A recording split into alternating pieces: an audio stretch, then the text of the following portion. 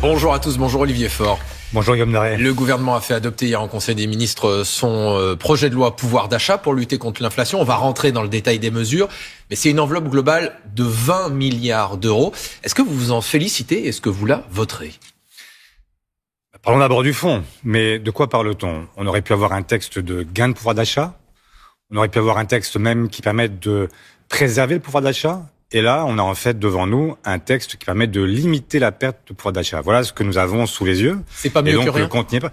Évidemment, si vous me dites est-ce que vous voulez rien ou un peu plus que rien, je vous dirai un peu plus que rien. Mais la réalité, c'est que, vous venez de le dire, 20 milliards qui sont mis sur la table.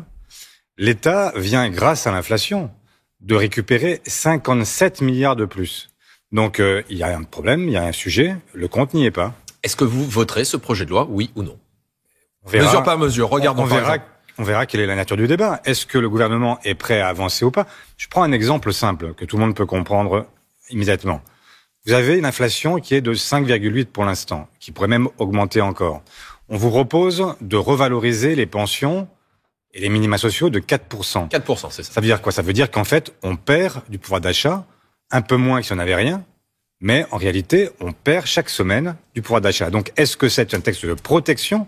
Non, c'est un texte de moindre perte, ce qui est déjà, évidemment, vous me direz, mieux que rien, mais ça n'est pas encore suffisant. La revalorisation de 4%, donc des pensions de retraite et des prestations sociales, par exemple, ça, vous votez? Mais je vous dis que moi, ce que je vais plaider, c'est le fait qu'on ne soit au minimum au niveau de l'inflation, qu'on ne peut pas être en dessous du niveau de l'inflation. Il y a un moment où, si les mots ont un sens, le texte s'appelle texte portant mesure d'urgence pour la protection du pouvoir d'achat. On ne protège pas le pouvoir d'achat quand on accepte qu'il se diminue chaque semaine. Par exemple, si vous n'obtenez pas que ça soit au niveau de l'inflation, c'est-à-dire que vous ne voterez pas si on reste à 4%. Mais je vous dis que pour l'instant, nous allons débattre, nous allons faire en sorte que le gouvernement entendre ce que lui disent les Françaises et les Français. Et que ce ne soit pas uniquement des chèques qui soient remis une fois par an pour 100 € ou 200 €, mais qu'on fasse en sorte que le travail paye. Qu'est-ce que veulent les Français? Qu'est-ce qu'ils nous ont dit dans l'élection législative? Ils veulent pouvoir vivre dignement de leur travail. C'est quand même pas compliqué à comprendre. Donc il faut augmenter les salaires, à commencer évidemment par le SMIC, le porter à 1 500 €, faire en sorte que les pensions de retraite elles-mêmes pour une carrière complète soient au niveau du SMIC et faire en sorte que les gens puissent vivre. C'est quand même pas difficile d'entendre ce qu'ils nous ont dit avec force et en le répétant à plusieurs reprises. La mise en place à partir du mois d'octobre d'une indemnité carburant qui va remplacer la ristourne de 18 centimes qui existe actuellement et qui sera davantage ciblée sur les gros conducteurs. C'est ce qu'a annoncé hier Bruno Le Maire. C'est une bonne chose? Et là encore, c'est le moindre mal, mais 100 € ou 200 € par an, est-ce que ça va compenser l'augmentation du prix de l'essence à la pompe? Vous le savez bien, la réalité c'est que non. Donc ce sera là aussi une mesure qui permettra à des gens d'avoir un peu moins perdu de pouvoir d'achat dans l'année. C'est tout. La déconjugalisation de l'allocation adulte handicapé, oui, non? Oui, bien sûr. Vous la voterez celle-ci? Mais c'est une demande que nous formulons depuis des années et qui jusqu'ici a toujours été repoussée par la majorité et par le gouvernement. Donc je me félicite que sur ce sujet-là au moins, ils aient entendu ce que nous disions. Chèque alimentaire, 100 € par foyer, 9 millions de foyers en tout cas qui seront concernés, les plus modestes, plus 50 € par enfant. Bonne mesure, pas suffisant, qu'est-ce que vous en pensez?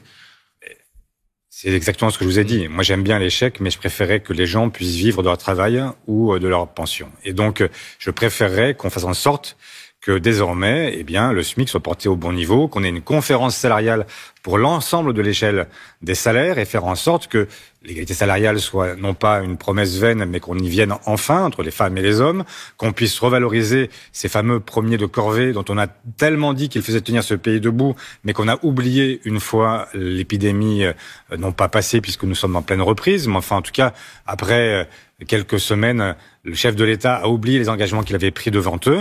Donc moi je souhaite qu'on les tienne. Aux côtés de vos partenaires de la NUP, vous avez déposé une motion de censure qui sera discutée lundi à l'Assemblée nationale.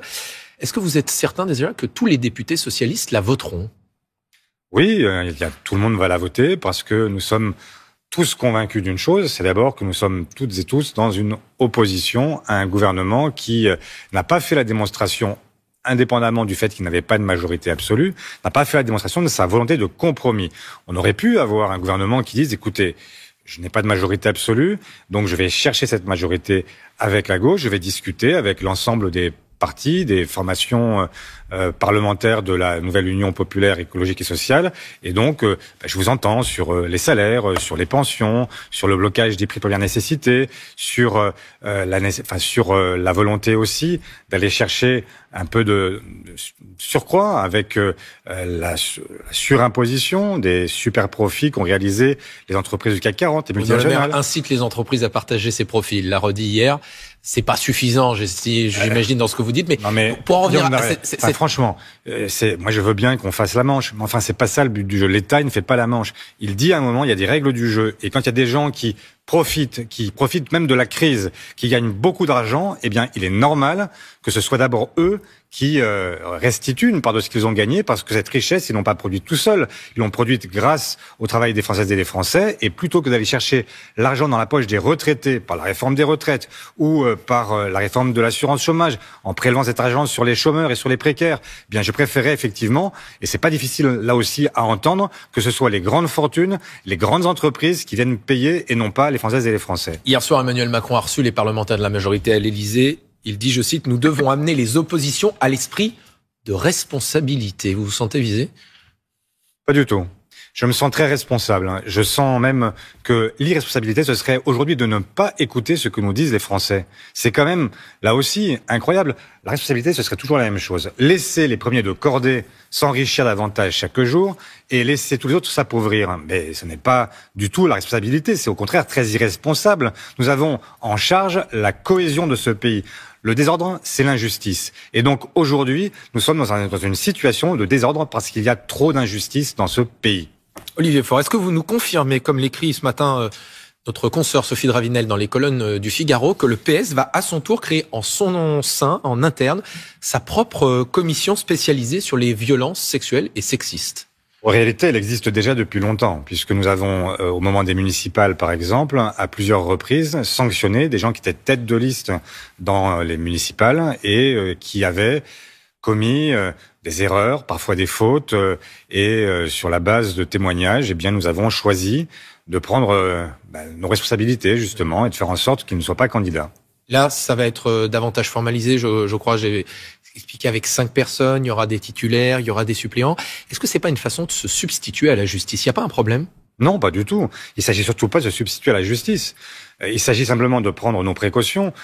Comment accepteriez-vous, par exemple, que quelqu'un sur lequel pèsent des présomptions très fortes, des témoignages nombreux qui sont arrivés et qui permettent de dire qu'il a eu tel ou tel comportement qui est pénalement coupable ?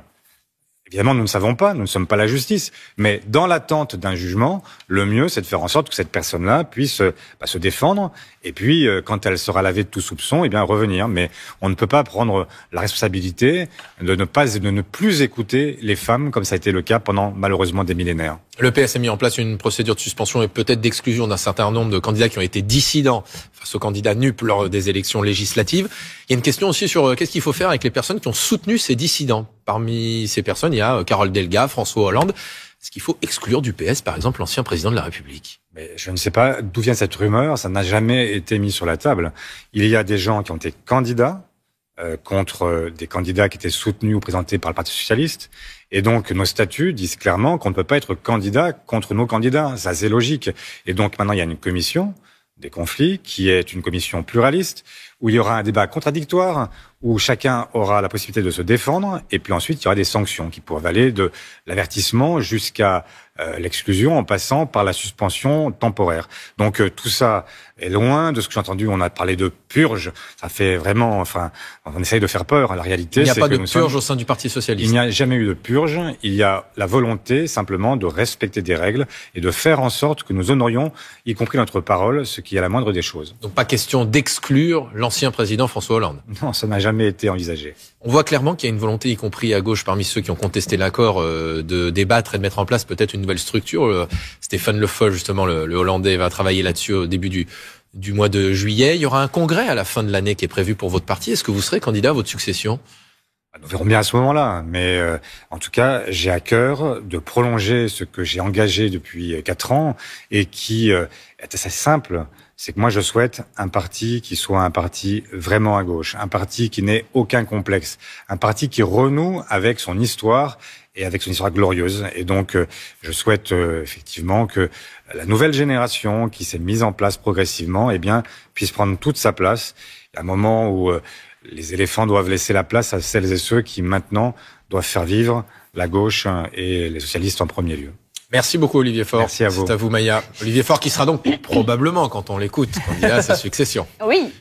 Et pas sûr également de voter le texte sur le pouvoir d'achat, un texte de moindre perte et pas de protection. Le compte n'y est pas, a indiqué Olivier Faure, le premier secrétaire du PS, qui indique par ailleurs que tous les députés socialistes voteront la motion de censure contre le gouvernement qui a été déposée par la NUP et qui sera examinée le 11 juillet. Merci beaucoup à tous les deux.